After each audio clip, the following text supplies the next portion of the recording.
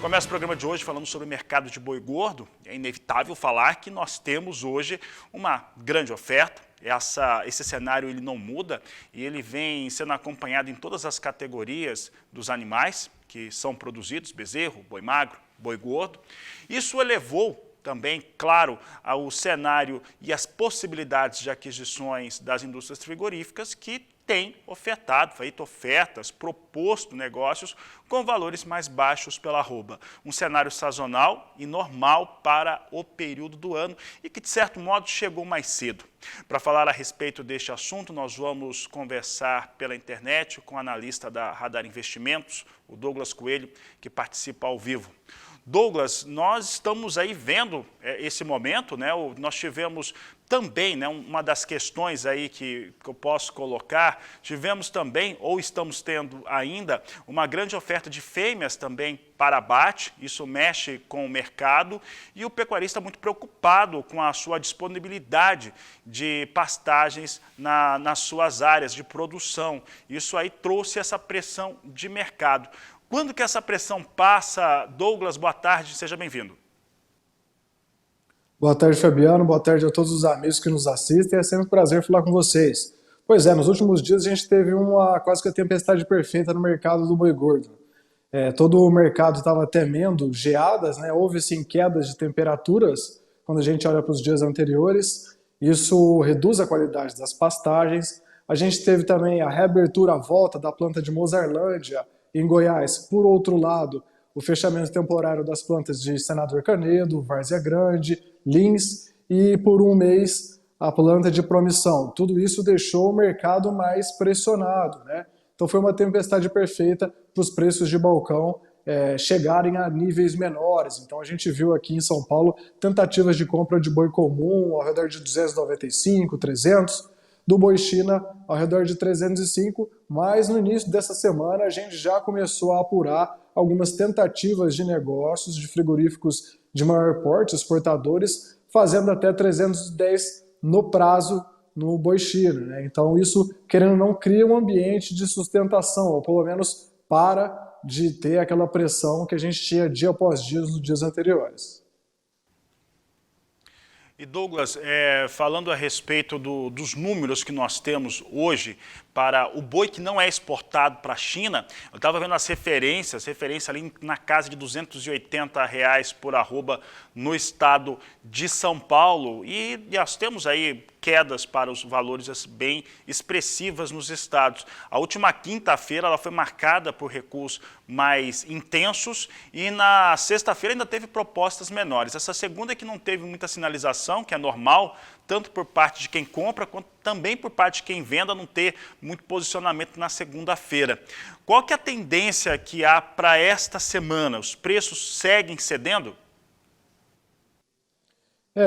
A gente está num período, né, o final de maio, início de junho, é marcado pela perda de qualidade das pastagens e, naturalmente, aquela desova de animais de safra. A gente viu tentativas de compra em valores menores, sim, mas o volume concretizado nesses patamares de preço também foi pequeno. A escala antes teve, sim, o alongamento, quando a gente teve essa possibilidade de geada nas semanas anteriores, foi para próxima de 6, 7 dias, e com as tentativas de baixa, elas ficaram mais próximas agora de 5, 4,5, então elas não tiveram tanta evolução. Nossa expectativa é que essa tentativa de baixa continue, os frigoríficos tentem continuar com preços até abaixo da referência, mas se o fluxo de negócio continuar travado, é necessário pelo menos voltar um pouquinho para tanto o frigorífico quanto o pecuarista voltar ao balcão um pouco mais ativo. Douglas, no cenário internacional, nós temos algumas sinalizações, elas são sempre trazem a China aí como destaque.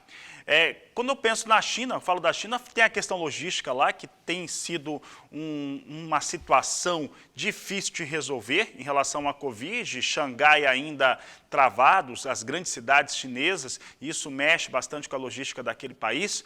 Um outro ponto importante é em relação a essa China habilitar indústrias em outros países, como Estados Unidos, mas que tem uma tonelada de carne mais cara que a brasileira, então eu não considero espero que isso traga ali algum cenário muito real de pressão.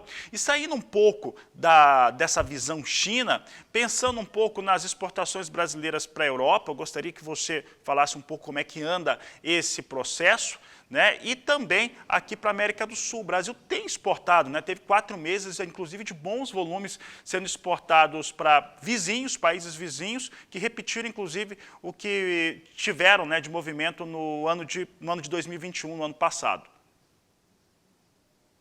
Perfeito, ótimo raciocínio, né? Em relação à China, você pontuou bem, essas habilitações aí de 30, 35 plantas nos Estados Unidos. A gente está falando de banana e de maçã, né? Nossa carne aqui é uma carne que tem volume, que tem qualidade e que tem um preço muito mais competitivo em relação aos Estados Unidos. E quando a gente olha para a China, eles saem de uma base pequena, né, de consumo per capita, mas num crescimento constante numa população tão grande quanto aquela. O nosso volume faz todo sentido quando a gente olha para preço, né? Para essa mudança de hábito alimentar, principalmente para a população que tem maior renda disponível. E olhando para os outros países, né, querendo ou não, o Oriente Médio tem sido um grande parceiro, importador da nossa carne bovina. A Europa, quando a gente fala Europa como um todo, a União Europeia também é bem importante. Olhando para a América do Sul, o Chile também é um bom parceiro comercial quando a gente olha para as nossas exportações, né? São características diferentes quando a gente olha, né? A China leva o animal praticamente inteiro, a Europa tem a cota Hilton, o Oriente Médio ele gosta de uma carne mais magra, mais de dianteiro, o Chile também é uma carne mais magra e de dianteiro, mas querendo ou não, todo esse compilado ele é muito bem organizado, né? Porque boa parte dos parceiros levam o dianteiro, a China leva o boi como um todo e a preferência nacional é o traseiro, né? Então isso, querendo ou não, equilibra os nossos abates. Quando a gente olha para a exportação como um todo, né? Falando China, União Europeia, Oriente Médio, Chile, a gente vê que no primeiro semestre, naturalmente, o volume não é tão frequente, né? Principalmente ali em janeiro, fevereiro, março, as coisas começam a dar uma patinada. Em abril também fica praticamente mais do mesmo e, historicamente, os meses que têm maior volume de exportação para esses parceiros é ao redor de agosto, setembro e outubro. Então, naturalmente, a gente está um pouco mais construtivo para uma aceleração de volume para esses parceiros nesse período. Douglas, para encerrarmos a nossa entrevista, nós tivemos também, ao mesmo tempo que eu falo que a arroba do boi teve essa pressão, porque teve ali um cenário de você ter ali um descarte maior de fêmeas, teve as preocupações que você muito bem lembrou em relação a uma geada mais forte em alguns estados brasileiros, teve uma desova maior mesmo, e há uma preocupação generalizada. Mato Grosso choveu menos, Goiás choveu menos, isso mexe com grãos e mexe principalmente com pastagem. Agora, não foi só ali que a oferta foi maior. Em categorias inferiores, como a do boi magro, que são os animais que vão ser terminados aí durante o ano, também houve uma movimentação maior de negócios, fazendo com que também o preço recuasse. A primeira questão, a movimentação de boi magro foi realmente maior, que de bezerro foi. E de boi magro foi maior mesmo. O que isso vai representar, principalmente nos meses de outubro, novembro e dezembro, em relação à oferta de animais terminados, Douglas? Ótima pergunta, muito pertinente.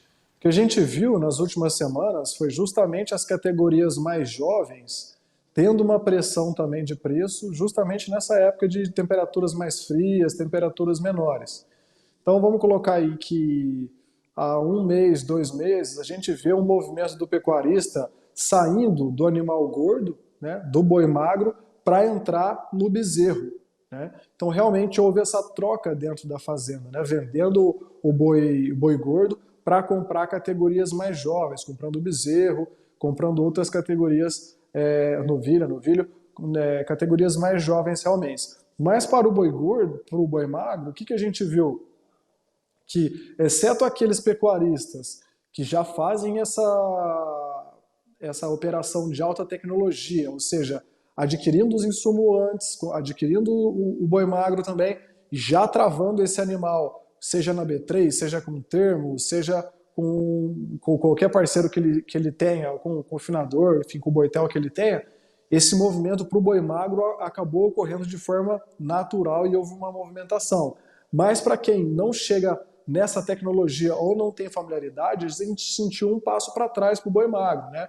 Agora sim que o milho está começando a recuar, quando a gente olha os preços da B3, com o milho julho, July, abaixo de 90, com o milho setembro abaixo de 93, talvez as contas do confinamento mais para o final de outubro, para o final de novembro e dezembro, comecem a fazer sentido e traga mais ânimo para o confinador. Mas quando a gente olha antes disso, com o milho ao redor de 100, com a soja um pouco mais cara, com os outros insumos também mais caros e alguma incerteza, a gente viu que essa movimentação dos pecuaristas de média tecnologia, de baixa tecnologia, que não tenham acesso às ferramentas de proteção de preço ou tem uma fábrica de ração, uma estrutura um pouco mais tecnificada, essa movimentação para o boi magro ela foi mais comedida, foi um pouco mais calma. Então esse é o sentido que a gente está vendo, né? A troca do boi gordo pelo bezerro aconteceu sim, com bastante frequência, o pecuarista vendendo o gordo, comprando o bezerro. O pecuarista de alta tecnologia que conseguiu fazer sua trava a preços mais elevados, o boi magro teve uma boa rotatividade, mas para o médio tecnologia, baixa tecnologia, que não tem tanto acesso assim, ele ficou um pouco mais pé atrás, porque realmente os custos estavam desincentivando, né, o confinamento naquele período.